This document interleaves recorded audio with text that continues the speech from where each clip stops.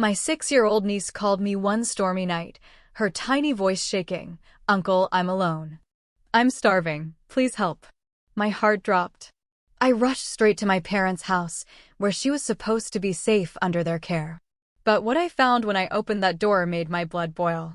And then The phone rang, slicing through the midnight quiet like a knife. On the other end, my 6-year-old niece, Zoe, her voice a tiny, terrified whisper. "Uncle, they've locked me up." I'm so scared. Then, nothing. Just a dial tone. My blood ran absolutely cold. In a blind panic, I tried calling my parents, the very people entrusted with raising Zoe after my younger brother, Jetson, had disappeared years ago. But the phone just rang, an endless, hollow sound in the dark. My heart felt like it was being crushed in a vice. I tore out of the house and sped through the storm, the rain lashing at my windshield, every second feeling like an hour. When I finally reached their place, it was pitch black, silent, the front door locked tight. I didn't hesitate. I smashed a window to get inside. And what I saw next, what I discovered in that house, it made every drop of blood in my veins freeze solid. My name is Elias Turner. I'm 37, living in a quiet town called Bowling Green, Kentucky. For years, my life was as ordinary as any man's could be. By day, I was a mechanic at the local garage, covered in grease and the clang of metal. At night, I came home to my wife, Hannah, and our 8-year-old son, Rocky, a little rascal, but a good kid. We had this small wooden house by the highway, a backyard big enough for Rocky to kick a soccer ball and for Hannah to grow her vegetables. It was stable. Not rich, but fulfilling. Or so I thought, until that night when everything I knew shattered into a million pieces. But to really understand what happened to Zoe, my poor niece, you have to go back further. What she endured wasn't some random act. It stemmed from deep, festering wounds in my own family, cracks I deliberately ignored, hoping time would magically heal them. Even now, sitting here recounting this, my heart aches for my younger brother, Jetson. Jetson was 5 years my junior, the lucky year, as my parents called it. From childhood, he was exceptionally bright. I still remember those Nashville afternoons, me running around with friends, Jetson hunched over a study table, sketching intricate machine diagrams. Our father, Stone, an aging construction worker, would beam with pride. "My boy's going to be an engineer," he'd boast, "going to change the family's fortunes." Our mother, Robin, doted on him even more. She said he took after her, slender and sensitive. I never felt jealous. Jetson was my little brother, and I loved him fiercely. We shared everything, from an old bicycle to teenage secrets. When I turned 18, I left Nashville for Bowling Green, found work, and married Hannah, a girl I'd known since high school. Jetson stayed, went to college, graduated top of his class as a mechanical engineer. He married a beautiful, gentle woman named Mia, and they had Zoe when he was just 28. The first time I held Zoe, with her big, round eyes and slightly curly hair, it felt like holding a piece of my brother's soul.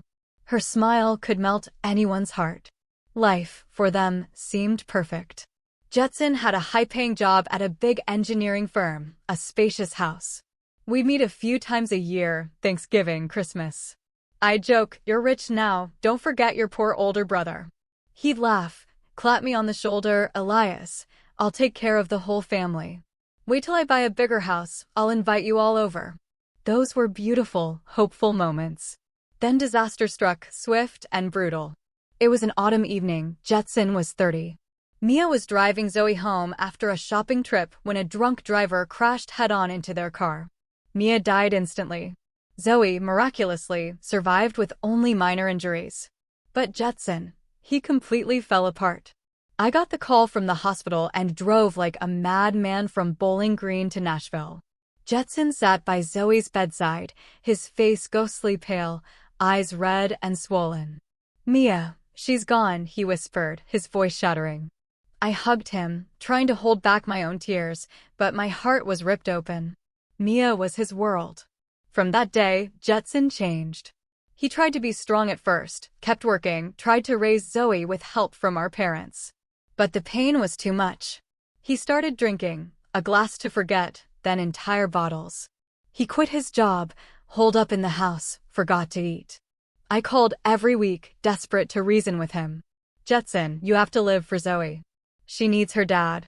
He'd promised to try, but he always relapsed. One night, he called me at midnight, slurring.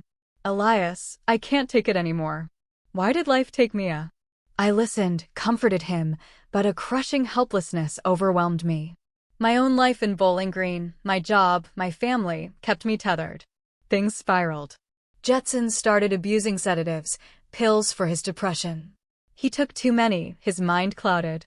Zoe, only 3, began to feel it. Her smiles vanished. She'd sit alone, clutching her mother's old toys. Our parents, Stone and Robin, who lived just a few blocks away, stepped in. They'd pick Zoe up, make sure she ate. My father, practical and image-conscious, wanted our family to appear perfect. My mother often spoke of her sacrifices. They urged Jetson to get treatment, but he'd snap back defensively, I can handle it. I remember the last time I truly saw Jetson before everything unraveled. It was a sweltering summer afternoon. I drove to Nashville. Jetson was slumped on the sofa, dark circles under his eyes, empty liquor bottles strewn across the floor. Zoe ran to me, her small voice, Uncle Elias, Daddy's always sleeping. My heart clenched. I pulled Jetson into the backyard and spoke to him sternly. You need to snap out of it. Zoe needs you. If you can't, let me take her to Bowling Green for a while. He shook his head, tears streaming. I don't want to be away from her, but I'm dying inside. I hugged him, promised to help, but deep down, I feared the worst. And it came. One early morning, my parents called. My mother's voice trembled. Son, Jetson's gone. He left Zoe on our doorstep with a letter. I was stunned. I raced to Nashville. Jetson's letter was messy scrawled. Dad, Mom, Elias, I can't take care of Zoe anymore. I need time to heal. Please take care of her for me. I'll come back when I'm better. Love you all. Zoe, then 4 years old, stood trembling beside my parents, clutching an old teddy bear. She looked at me, her eyes glistening. Where's Daddy, Uncle? I didn't know how to answer. So I just held her close and promised her, lied to her, that her father would come back soon. It felt like someone was crushing my heart. Jetson, my bright, kind little brother, the one who was supposed to achieve great things, had abandoned his own daughter to escape his pain. I knelt, looked into her big, lost eyes, and fought back tears. Don't worry, sweetheart. Uncle's here. Grandpa and Grandma will take care of you, and I'll visit often. She nodded, but her eyes were searching for an answer I couldn't give. I stood and turned to my parents on the porch. Stone, silver-haired and sturdy, arms crossed, deep in thought. Robin wiped her tears, muttering, how could Jetson do this to her? I didn't blame Jetson. I knew he was battling an unbearable pain. But leaving Zoe like this, on the fragile line, between hope and despair, tore me apart. Mom, Dad, I said, trying to keep my voice steady, you'll take care of Zoe, right? She needs a stable home. Stone nodded firmly. Of course, Elias. She's our granddaughter. Robin added, resolute, don't worry, son. I'll treat Zoe like my own. That day, I stayed at the house where I grew up. The smell of old wood, the ticking clock, the worn sofa where Jetson used to read. Zoe sat in a corner, clutching her teddy bear, occasionally looking up at me.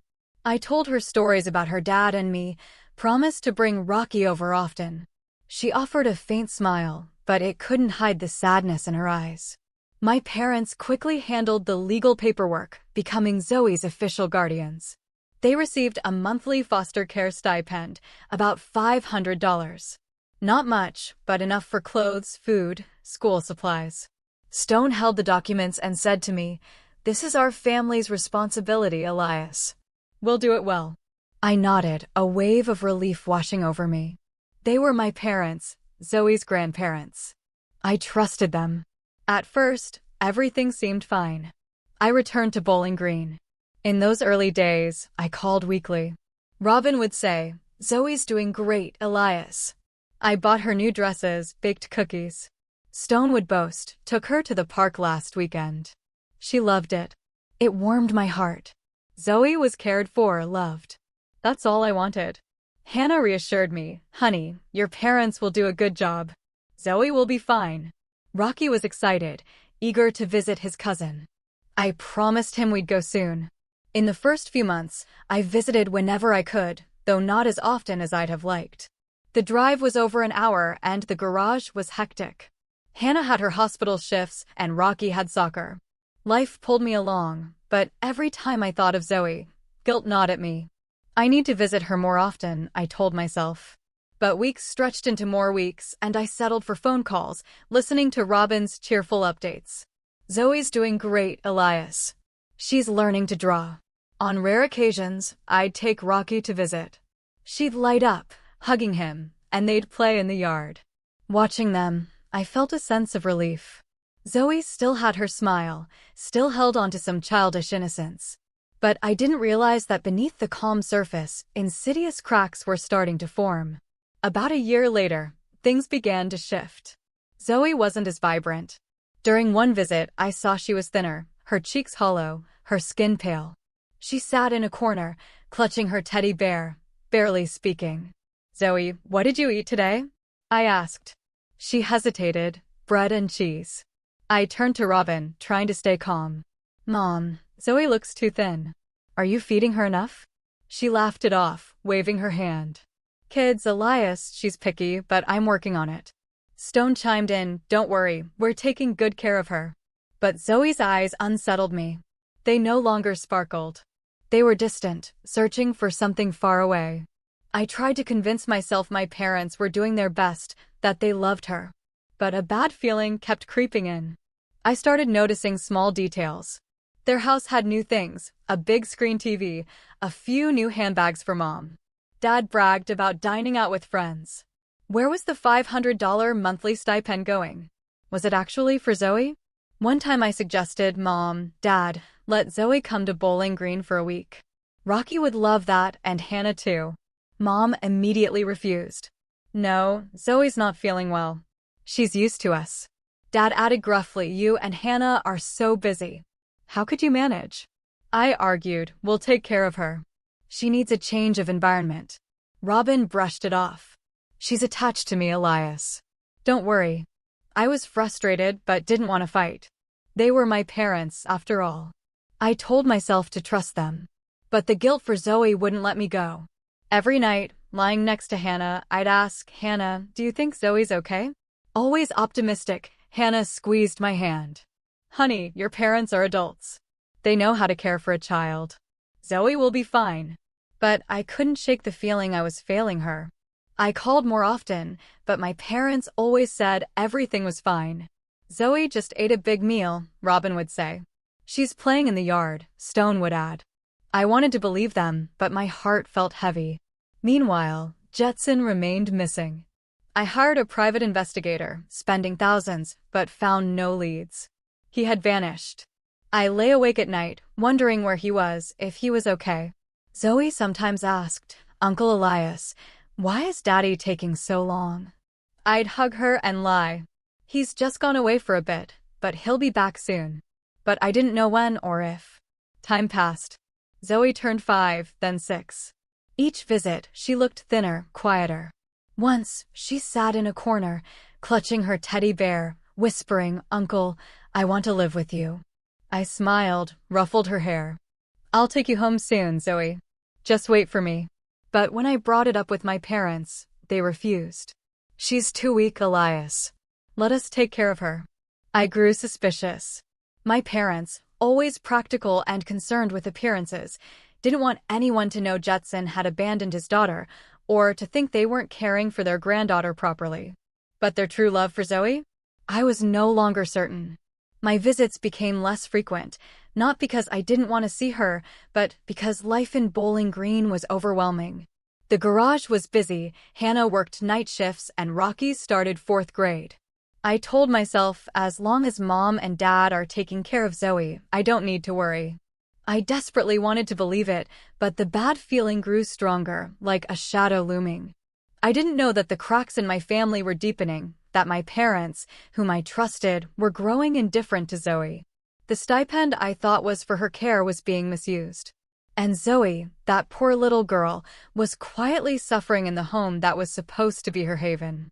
I never imagined that a year later, a phone call in the middle of a stormy night would shatter all my trust, plunging me into a nightmare I'd never forget. That night, the rain poured down in torrents. Bowling Green was engulfed in the growling of thunder and the lashing of rain against the roof, as if it wanted to tear everything apart. I had just finished a long day at the garage, my back aching, my hands still smelling of motor oil. Hannah had gone to bed early after her night shift, and Rocky was curled up, lost in the dreams of an 8-year-old. I sat in the living room, flipping through an old magazine, trying to shake off the unease that kept nagging at me. It had been 2 years since Jetson disappeared. Zoe, now 6, was still living with my parents in Nashville.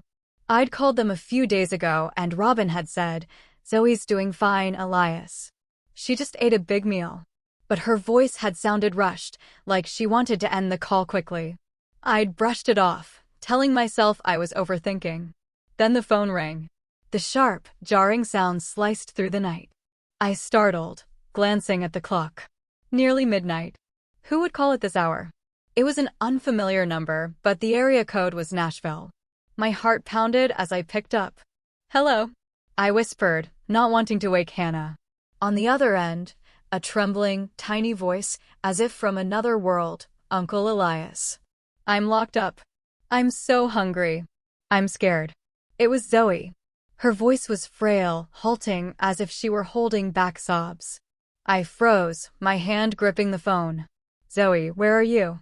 "Locked up? How? Tell me." But there was only static. Then the line went dead.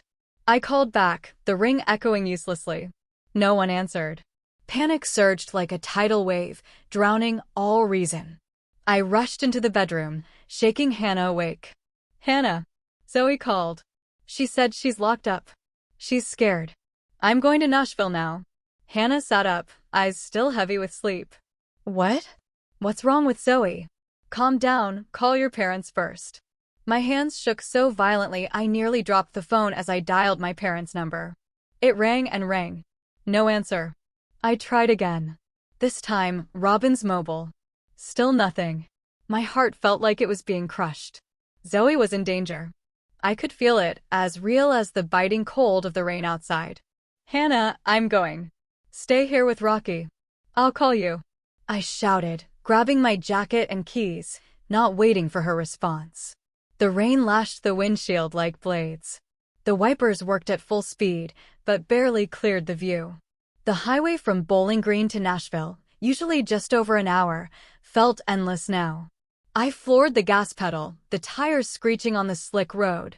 Thunder roared, but it couldn't drown out the frantic pounding of my heart.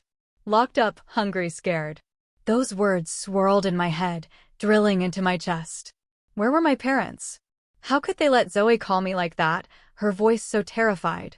I thought of my visits, Zoe's lost eyes, her frail body. I had ignored those signs, trusted that my parents were taking care of her. Now I wanted to punch myself for my stupidity. The highway was pitch black, my headlights barely cutting through the thick rain. I tried calling Zoe's number again, but it was futile. My parents' home and mobile numbers, no answer. Maybe they're fast asleep. Maybe Zoe's just scared because of the storm. But deep down, I knew something was terribly wrong. Zoe wasn't a child who exaggerated. If she said she was locked up, it was true. I pressed the gas harder, ignoring the rain threatening to engulf the car. The image of Zoe, tiny, clutching her worn teddy bear, flashed in my mind, making my eyes sting. Finally, after what felt like a lifetime, I reached my parents' neighborhood in Nashville. Their old wooden house loomed in the beam of my headlights, shrouded in the rain. It was completely dark, not a single light seeping from the windows. I parked at the gate, jumped out, and was soaked in seconds. I pounded on the door, shouting, "Dad! Mom! Open the door! Where's Zoe?" No response. I banged harder, my hands stinging, but only the sound of rain answered. I ran to the back door, hoping it was unlocked, but it was bolted shut. My heart raced, anger and fear mixing into a toxic brew. Where was Zoe? If my parents weren't home, how did she call? And if they were, why wasn't anyone answering? I didn't think further. Grabbing a large rock from the yard, I smashed the side door's glass window. The shattering sound momentarily drowned out the thunder. I carefully cleared the shards and climbed inside. The familiar smell of old wood and musty air hit me, but it brought no comfort. "Zoe!" I shouted, flipping the light switch. No power. The house was swallowed in darkness, only my phone's flashlight casting eerie beams on the walls. I searched the first floor, living room, kitchen, dining room. No one. My mind reeled. Where was Zoe? Where were my parents? I raced up the stairs, taking 2 steps at a time, calling Zoe's name nonstop. In the second-floor hallway, I heard a faint noise, a soft whimper. I froze, my heart pounding. "Zoe, where are you?" The whimper came again, from the small room at the end of the hall, the one my parents used as a storage closet. I ran to it, pushed the door, but it was locked. "Zoe!" I banged on the door, my voice raw with desperation. A weak voice answered from inside. "Uncle Elias, I'm in here." I didn't hesitate. With all my strength, I kicked the door. The weak hinges gave way with a splintering crash. In the dim light of my phone, I saw Zoe. She was curled up in the corner on the cold floor, with only a thin blanket.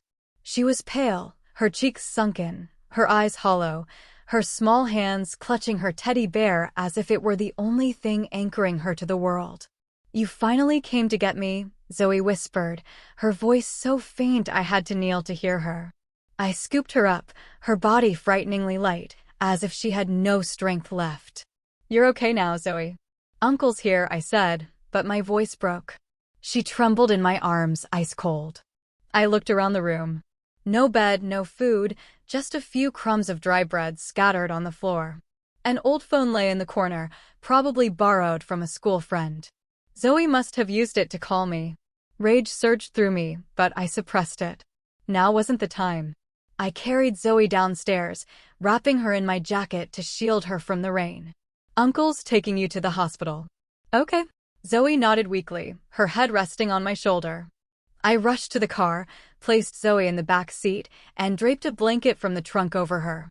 The rain soaked through my clothes, but I didn't feel the cold. All I felt was panic and the burning anger in my chest.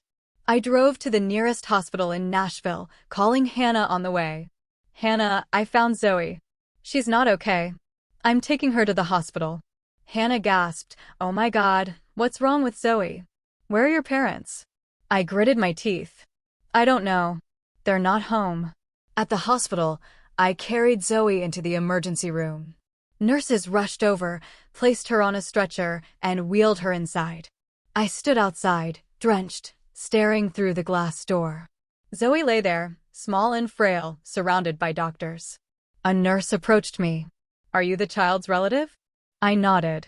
"I'm her uncle, Elias Turner." She jotted something down and said, "We'll check on her right away. Please wait here." I sank into a waiting room chair, my hands trembling. The image of Zoe curled up in that locked room haunted me. Where were my parents? How could they let this happen to her? The stipend, their promises to care for her. Were they all lies? I called my parents again, but still no answer. I texted Hannah, telling her to stay with Rocky and that I'd update her. But in my heart, I knew everything had changed. The dark house, the locked door, and Zoe, the little girl I loved like my own, left starving and terrified. I swore to myself that no matter what, I wouldn't let Zoe suffer anymore. The hospital in Nashville was brightly lit, but the atmosphere was chillingly cold. I sat in the waiting area, my jacket still soaked, clutching my phone as if it were the only thing keeping me from falling apart. The image of Zoe, small, pale, her sunken eyes filled with panic, haunted me. I couldn't shake the moment I found her, curled up on that floor, clinging to her old teddy bear like it was her last lifeline. Where were my parents? How could they let Zoe end up like this? The questions bored into my mind, each one a fresh stab. The emergency room doors swung open. A doctor, wearing glasses, his graying hair neatly combed, stepped out. His name tag read Dr. Apollo Patel. He looked at me, his expression serious yet gentle. Are you Elias Turner, the girl's uncle? He asked. I nodded, standing abruptly. How's Zoe, doctor? Is she okay? Dr. Patel gestured for me to sit back down, then sighed, his voice low. I'll be straightforward. Zoe's condition is serious. She's suffering from chronic malnutrition, prolonged starvation, and physical exhaustion. There are also signs of psychological distress, likely from extended neglect.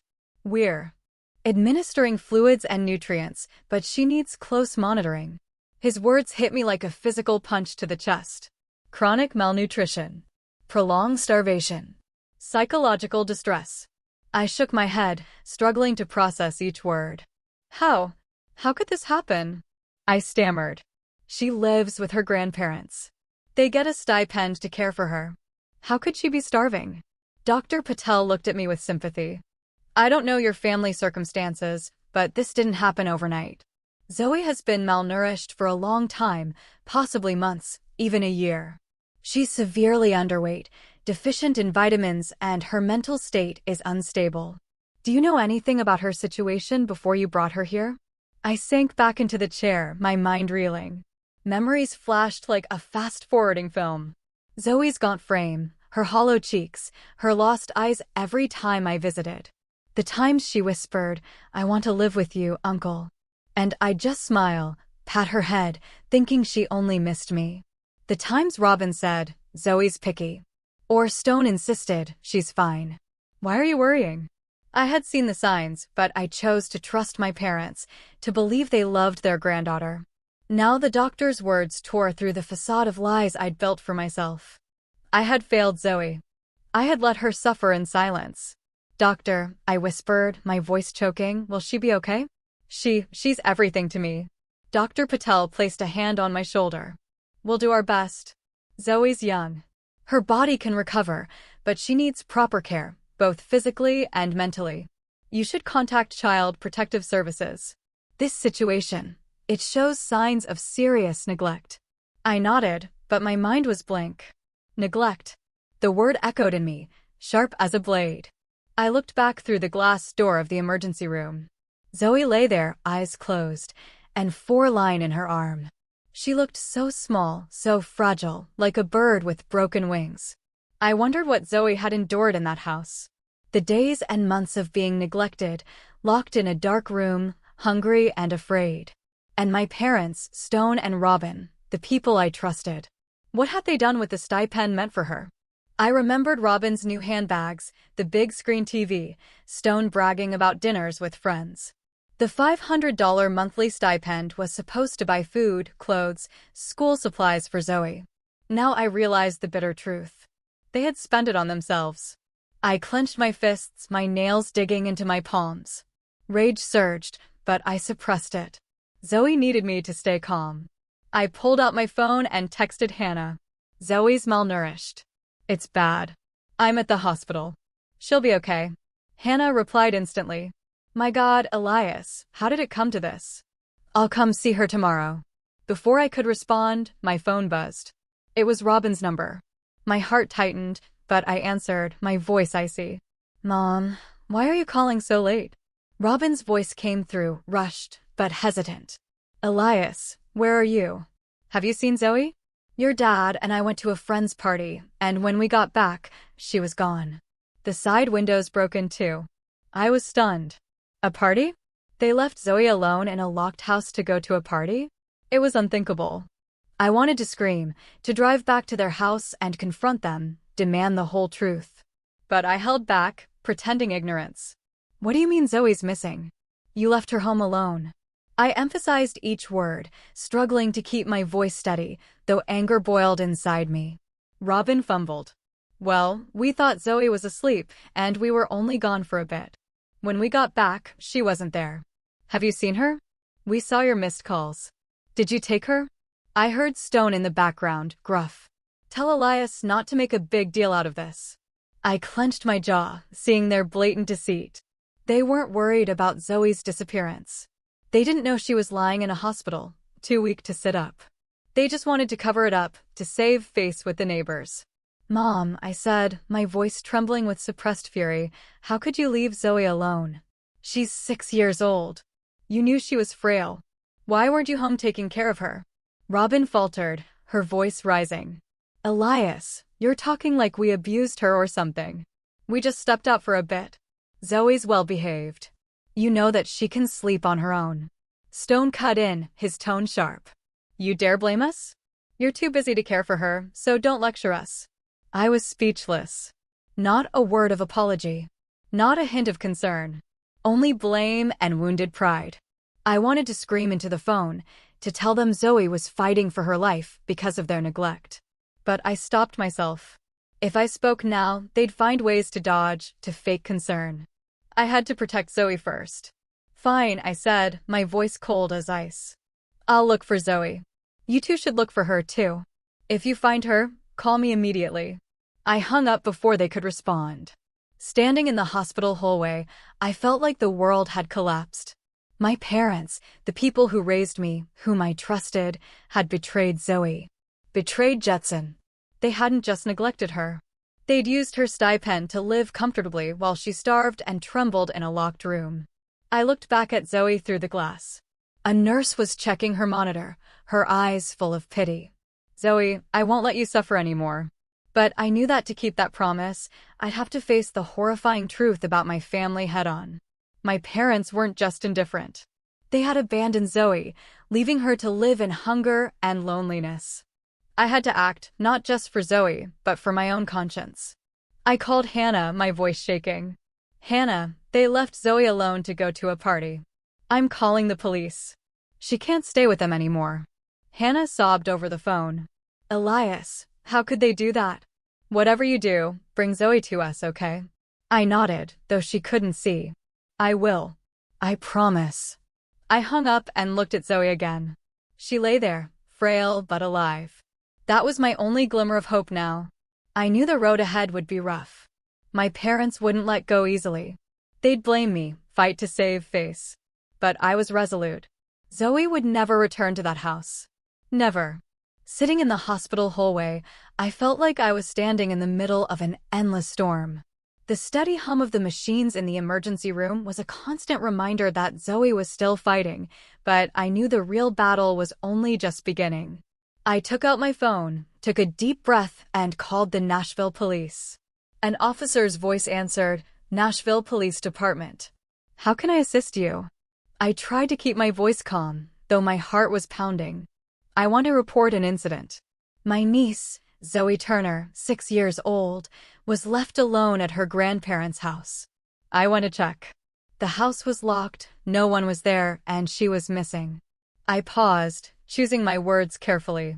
I didn't mention that I'd found Zoe or that she was in the hospital. I needed time to gather evidence, to ensure Zoe's safety before my parents found out. The officer asked for more details, the address, a description of Zoe, information about her grandparents. I answered briefly, my voice stiff to mask the rage boiling inside me. We'll send someone to check immediately, he said. Can you come to the station to provide more information? I agreed, but my mind was already forming a different plan. I couldn't just sit and wait. I needed the truth, the full truth about what had happened to Zoe over the past 2 years. The $500 monthly stipend, my parents' promises to care for her, it was all a lie. Now I had to find evidence to protect Zoe, to ensure she never had to return to that house. I looked back through the glass door of the emergency room. Zoe was still there, and 4 line in her arm, her small face pale, but calmer now. A nurse came out and said, She's more stable now, Mr. Turner, but she'll need to stay for a few days for monitoring. I thanked her, but my heart was heavy.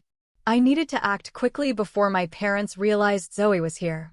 I started thinking about what to do next.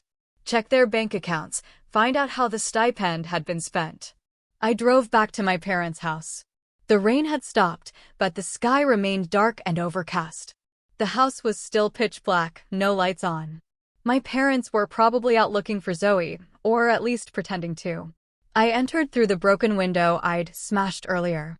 Inside, the familiar smell of old wood and mildew hit me, but now it sent a shiver down my spine. I turned on my phone's flashlight and went straight to Stone's desk in the living room. He always kept important documents in that old drawer. I rummaged through it and found a stack of bank statements. My heart raced as I flipped through the pages. Their account showed the monthly stipend, $500 as expected. But the transactions that followed made my blood boil. Cash withdrawals, shopping at malls, restaurant bills, even a short trip to Memphis. There was no trace of purchases for food, clothes, or school supplies for Zoe. I snapped photos of every receipt, my hands trembling with anger. The money meant to nurture Zoe had been squandered on my parents' luxuries. I kept searching, moving to Robin's wardrobe. There, I found new handbags, expensive shoes, and a fur coat she'd once bragged about getting on sale at a high-end store. I thought of Zoe's lost eyes, her frail body, and felt like someone was choking me. They had let Zoe starve while using her money to live lavishly. I photographed everything, carefully noting each detail. This would be evidence, but I needed more. I decided to talk to the neighbors. The house next door belonged to Cheryl, an elderly woman who often sat on her porch knitting. I knocked on her door, though it was nearly 2 in the morning. Cheryl opened it, her eyes surprised but filled with concern. "Elias, what's going on? I saw you break into your parents' house earlier." I took a deep breath and briefly explained finding Zoe, without mentioning she was in the hospital. "Cheryl, have you heard anything strange from their house about Zoe, my niece?" Cheryl sighed, her eyes heavy. "Elias, I don't want to speak ill of your parents, but I've heard Zoe crying a lot, especially at night. Once I heard Robin scold her, telling her to be quiet, don't bother us. Stone would yell, saying she was naughty and wouldn't eat." She paused, her voice trembling. "I asked about her once, but Robin said Zoe was just being whiny, normal kid stuff. She looked so thin, so I brought over some cookies once, but Robin wouldn't let her take them." I clenched my fists, trying to contain my anger. "Did you ever see them leave Zoe alone?" I asked. Cheryl nodded, many times. They'd go out at night, leaving her at home. I was worried, but I didn't dare interfere. Her words were another stab. I thanked her, promised to return, and went back to my car. My mind reeled as the pieces fell into place. Zoe wasn't just neglected. She was scolded, left alone in the house that was supposed to be her home. But I needed more evidence, especially from her school. The next morning, I called Maplewood Elementary, the school near my parents' house. I spoke with Zoe's teacher, Rebecca Allen. "I'm Elias Turner, Zoe Turner's uncle," I said.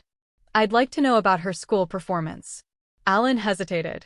"Mr. Turner, Zoe is enrolled, but she's barely attended class. She's been absent for over 90% of the school term." My heart sank. "How's that possible? Didn't her grandparents say anything?" Allen sighed. "We sent multiple warnings but got no response. I called once, and Robin said Zoe was often sick, but she never provided medical records. We were very concerned, but we couldn't intervene further. I asked Allen to send me Zoe's school records. She agreed. And that afternoon, I received an email with the documents. The records confirmed what she'd said. Zoe had attended only a few days at the start of the year, then was almost entirely absent. Teacher notes described Zoe as withdrawn, quiet, appearing tired. Reading them, my eyes stung with tears. Zoe wasn't just neglected at home. She'd been deprived of education, socialization, and the chance to live like a normal child. I returned to the hospital, carrying the evidence I'd gathered, bank statements, photos of Robin's luxury items, Cheryl's testimony, and the school records. Zoe was still in the recovery room, but the doctor said she was more alert. I sat by her bedside, holding her hand. "Zoe, Uncle's here. You won't have to go back there," I whispered. Zoe looked at me, her eyes still fearful, but she nodded weakly.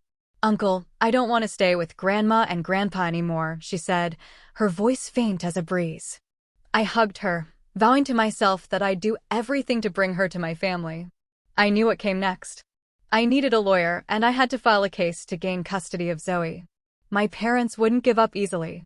They'd fight, not out of love for Zoe, but for their pride and the stipend. But I was ready. For Zoe, I wouldn't back down. I started looking for a lawyer. Hannah recommended Jennifer Lawson, a well-known family law attorney in Bowling Green. I scheduled a meeting with her the next morning, bringing all the evidence I'd gathered: my parents' bank statements, photos of Robin's luxury items, Cheryl's handwritten testimony, and Zoe's school records. As I placed the thick stack of documents on her desk, Jennifer, a blonde woman with sharp, intelligent eyes, flipped through each page, her brows furrowing tightly. "Elias," she said, her voice low. "This is serious. This evidence clearly shows neglect. The bank statements, in particular, are compelling. The stipend was obviously not used to care for Zoe." I nodded, trying to suppress my anger. "Jennifer, I just want Zoe to be safe. She can't go back to her grandparents." Jennifer looked at me, her gaze softening. "I understand. We'll file a custody lawsuit. You're a direct relative with a stable job and family. Your chances are strong." Jennifer got to work immediately. She prepared the lawsuit, detailing everything: Zoe's malnutrition, educational neglect, the neighbor's testimony, and the misuse of the stipend. I provided more information about my family, about Jetson and Zoe's circumstances over the past 2 years. Each time I recounted the story, it felt like someone was squeezing my heart. I had let Zoe suffer for too long, all because I trusted my parents. Now I had to make things right. A week later, the lawsuit was filed with the Nashville Family Court. I received notice that my parents would be served with a summons within a few days. I knew that once they received it, things would explode. Sure enough, that evening, my phone rang. It was Robin. Her voice was icy, a stark contrast to the faint concern from a few days earlier. "Elias, what kind of nonsense are you pulling? You're hiding Zoe, and now you dare sue your own parents? Who do you think you are, accusing us of neglecting her?" I took a deep breath, keeping my voice steady. "Mom, I'm not making accusations. I have proof. Zoe was malnourished, locked in a room, abandoned." "How do you explain that?" Robin's voice sharpened. "You're making this up to get the stipend, aren't you? You want to steal her from us for the money." Her words cut like a knife, but I wasn't surprised. I knew my parents were obsessed with appearances, always thinking everything revolved around money and pride. Stone grabbed the phone, his voice booming. "Elias, if you don't drop this lawsuit, we'll disown you." I gripped the phone tightly, my heart pounding, but my voice remained cold. "Dad, I won't drop it. I'm doing this for Zoe, not for money. If you really loved her, why did you let her starve? Let her tremble in fear in a locked room?" They hung up, leaving me with a long, cold beep. The air in my family, already fractured, now shattered completely. I sank onto the sofa, my mind reeling. Hannah hugged me from behind, whispering, "You're doing the right thing, Elias. Zoe needs you." I held her hand, feeling like I was clinging to a lifeboat in a storm. The following days were a blur of tension. My parents called repeatedly, sometimes threatening, sometimes feigning apologies. "Elias, you misunderstood," Robin said in one call, her voice softer. "We only went to that party once. Zoe was fine." I didn't respond, just hung up. I couldn't trust them anymore. Every time I heard their voices, I remembered Zoe curled up in that dark room, her trembling voice over the phone. "Uncle, I'm so scared." I told myself that no matter what they said, I wouldn't waver. Zoe deserved a real home, and I would do everything to give her that. Jennifer called me to her office a few days later with an update. "The court has set a hearing date 3 weeks from now," she said. "Your parents have hired their own lawyer, and they're trying to dismiss the neglect allegations. They claim Zoe was just sick, and you're exaggerating to gain custody." I shook my head, unsurprised. "Jennifer, I have evidence. The doctor, the neighbor, the school, they all confirm the truth." Jennifer nodded. "Exactly. We have a strong case, but brace yourself. The hearing won't be easy. Their being your parents and the family dynamics will make this more complicated." I knew she was right, but every time I thought of Zoe, I knew I had no other choice. I visited Zoe at the hospital every day. She was starting to eat small amounts of porridge, but remained quiet. I told her how Rocky was worried about her house in Bowling Green, about Hannah's garden. "You'll love it there," I said, ruffling her hair. Zoe gave a faint smile, the first time I saw a spark in her eyes. That was my motivation to keep going. The day of the hearing arrived, and the atmosphere in the Nashville courtroom was heavy, like the sky before a storm. I sat at the plaintiff's table next to Jennifer, clutching the stack of evidence tightly. Across from us, my parents sat upright, their gazes icy. Stone wore an old suit, trying to maintain an air of dignity, while Robin kept wiping her eyes as if playing the role of a grieving grandmother. Their lawyer, a middle-aged man with a smooth voice, looked at me as if I were a traitor. Zoe wasn't present. Jennifer said it was better for her mental state, but I felt her presence in every moment. Judge Franklin Moore, a tall man with a stern face, struck his gavel. "Let's begin," he declared.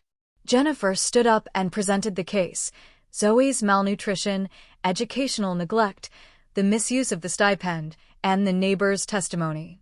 She called the first witness, Dr. Apollo Patel. He took the stand, his voice calm and steady.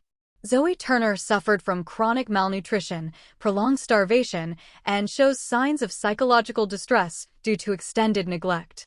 This condition didn't develop in a few days. It's been ongoing for months, possibly a year. My parents' lawyer tried to counter. "Doctor, could it be that the child was just sick or a picky eater?" But Dr. Patel shook his head. "No, this is evidence of severe lack of care. A 6-year-old cannot cause this condition herself." I looked at my parents, hoping for a trace of remorse. But Robin only lowered her head, and Stone frowned as if angry.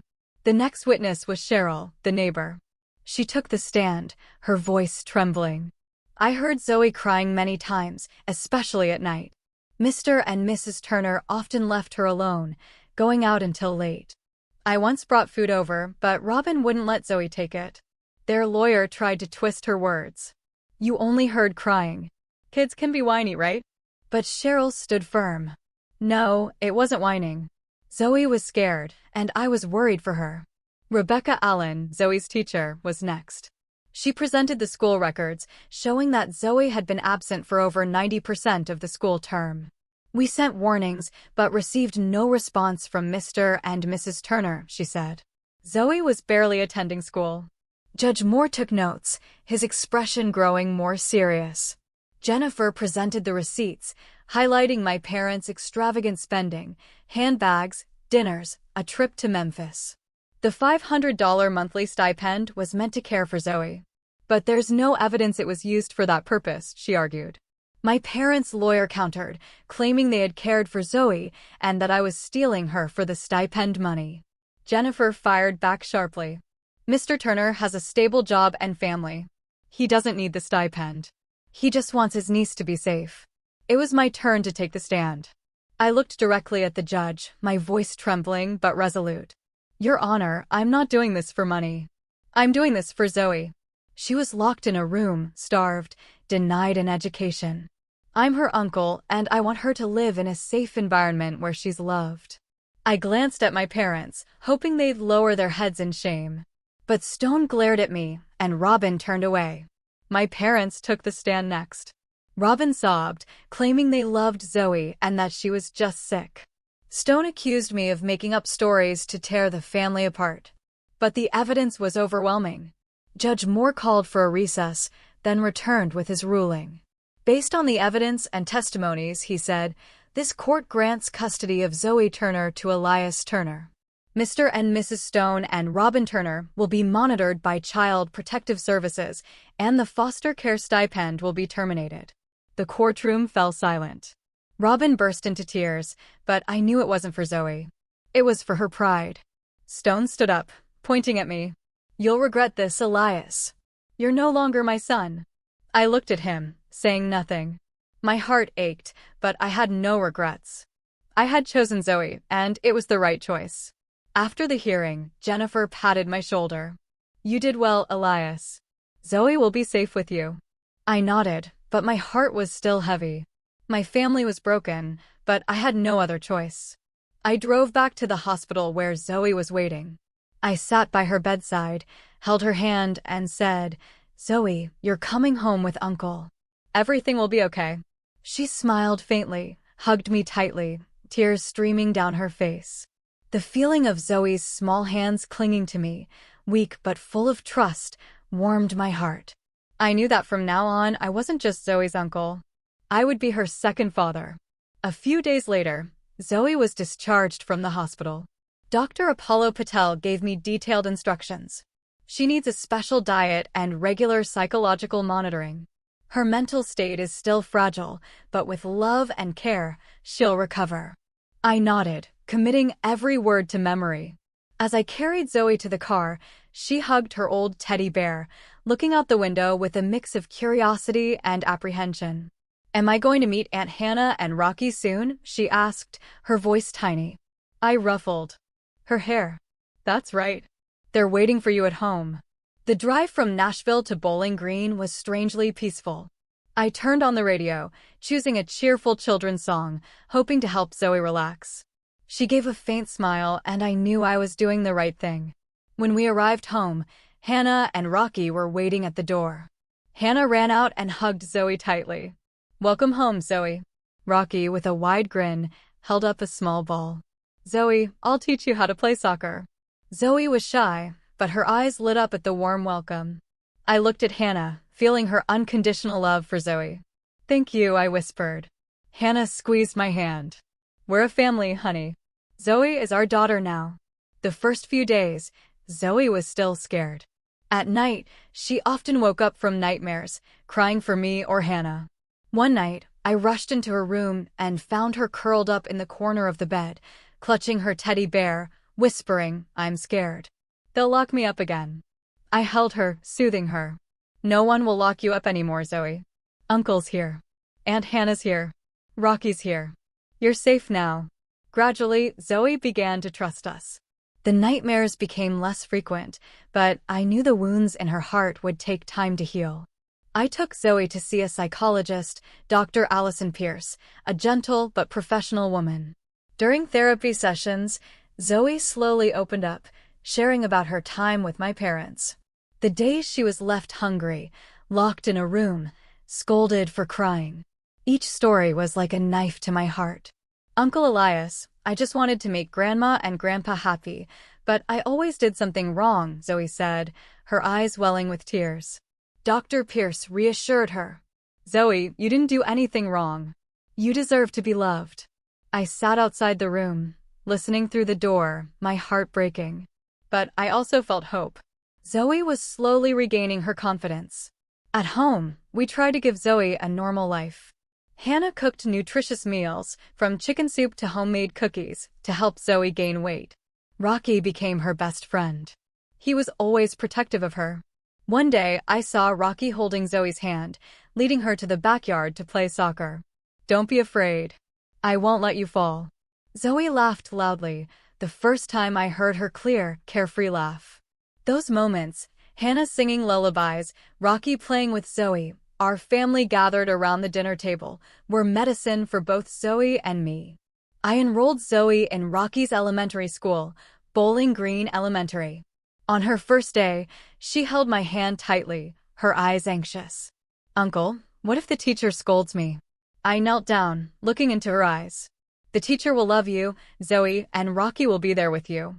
Rocky, standing nearby, puffed out his chest. "That's right. I'll protect you." Zoe smiled. And I knew she was starting to settle in. Her teacher paid special attention to her, reporting that Zoe was doing well in school. Though still shy, Rocky was always by her side, ensuring no one bullied her. As the months passed, Zoe began to change. She gained weight, her cheeks grew rosier, and her smile appeared more often. Hannah and I turned the living room into a play area for the kids, filled with toys and books. Every evening, we read bedtime stories to Zoe and Rocky, tales of courage and family love. One night, Zoe hugged me before bed, whispering, "Uncle Elias, you're the best dad in the world." My heart melted. Zoe had found her home, and I knew that despite her painful past, she had a bright future ahead. For years passed in the blink of an eye. Zoe was now 10 years old, a lively girl who loved painting and playing soccer with Rocky. She called me and Hannah Dad Elias and Mom Hannah, which filled us with both emotion and pride. Rocky, now 12, remained a devoted big brother, always looking out for Zoe at school. Our family had become a tight-knit unit, but there was still an empty space in my heart named Jetson. My younger brother, who vanished 4 years ago, remained a mystery. I didn't know if he was alive or gone, but I always prayed he'd find peace. One autumn afternoon, while I was working on a car at the garage, my phone rang. It was an unfamiliar number, and I answered cautiously. "Hello, who's this?" On the other end, a familiar voice, deeper and more mature, came through. "Elias, it's me, Jetson." My heart skipped a beat. "Jetson," I whispered, hardly believing it. Where are you? Are you okay?" Jetson gave a soft laugh, his voice thick with emotion. "I'm okay. I want to see you and Zoe. I'm in Bowling Green." I raced home, my mind in turmoil. Hannah and Zoe were in the backyard, tending to the vegetable garden. When I told them about Jetson, Hannah hugged me. "Oh my God, Elias, he's back." Zoe looked up, her eyes curious. "Dad Jetson, is he really back?" I nodded, holding back tears.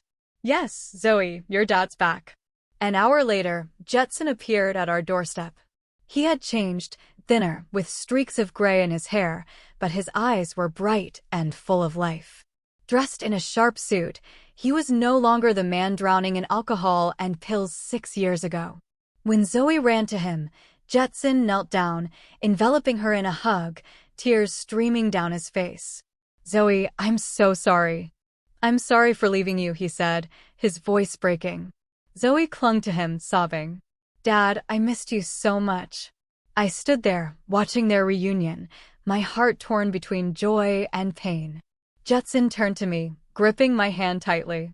"Elias, thank you. Thank you for saving Zoe, for giving her a home." I shook my head. "Jetson, I just did what was right. You're my brother, and Zoe's your daughter." Jetson shared that over the past 6 years he had sought therapy, gone to rehab, and then moved to California to start over. Now he was a successful entrepreneur, running a small tech company. Jetson stayed with us for a week to reconnect with Zoe. He spent time playing with her, taking her to the park, telling her about the years he fought to overcome his pain.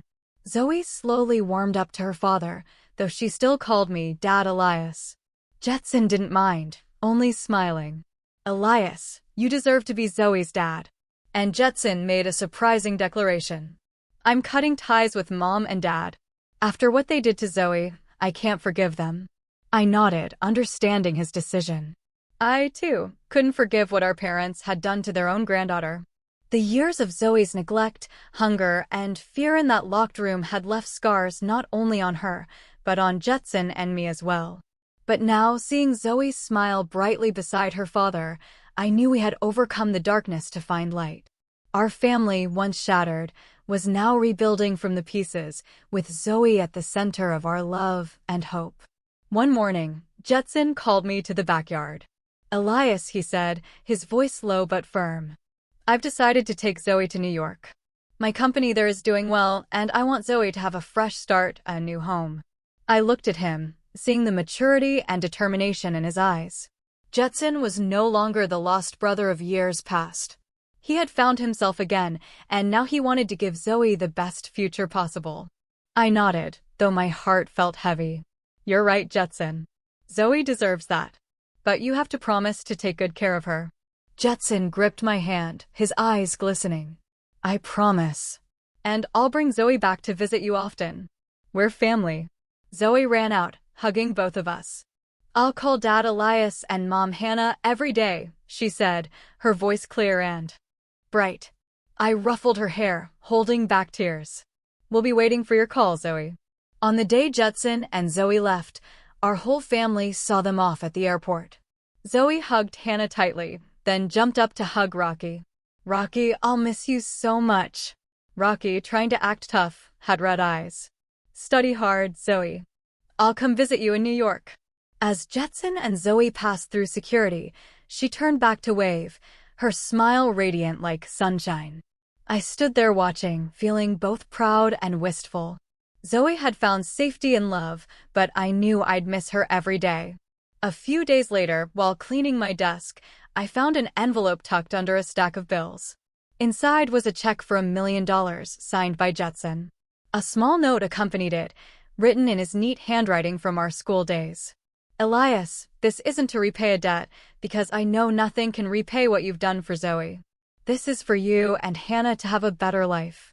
To thank you for being an amazing brother to me and a second father to Zoe. I held the check, smiling. Jetson had truly rebuilt his life, overcoming the pain of losing his wife to become a successful, mature man. I didn't plan to use the money right away. I wanted to save it, perhaps for Rocky and Zoe's future. But that check, beyond its material value, was proof of my brother's return. Meanwhile, I heard about my parents through a mutual acquaintance in Nashville. Stone and Robin lived in isolation in their old house, rarely going out. After the trial, the local community learned the truth about their neglect of Zoe. The friends who once partied with them now kept their distance, whispering about their selfishness. Cheryl, the neighbor, told me over the phone that Robin had tried to apologize to her, but her voice was full of false remorse. They live in loneliness, Cheryl said. They know they were wrong, but their pride won't let them admit it. I didn't feel joy hearing this. Despite what they'd done, they were still my parents. Part of me ached thinking of them, old and left behind in their own arrogance. But I didn't reach out. I had chosen Zoe, and I had no regrets. Sitting in our backyard, looking at the garden Hannah and Zoe once tended together, I reflected on everything that had happened. The fight for Zoe wasn't just a battle against my parents. It was a battle against myself, against the naivety of believing family would always put love first. I learned that true love requires sacrifice, courage, and sometimes the willingness to cut ties with toxic relationships. Zoe taught me that, with her resilient smile and the way she overcame darkness to find light. If I had advice for anyone, it would be this: listen to your instincts. When I saw Zoe's gaunt frame and lost eyes, I chose to believe my parents' lies. And it nearly cost her future. Don't wait until it's too late. Protect the ones you love, even if it means confronting your own family. And most importantly, never give up hope. Zoe survived. Jetson returned. And I found the true meaning of family, not in blood, but in love and responsibility. Thanks for watching. Take care. Good luck.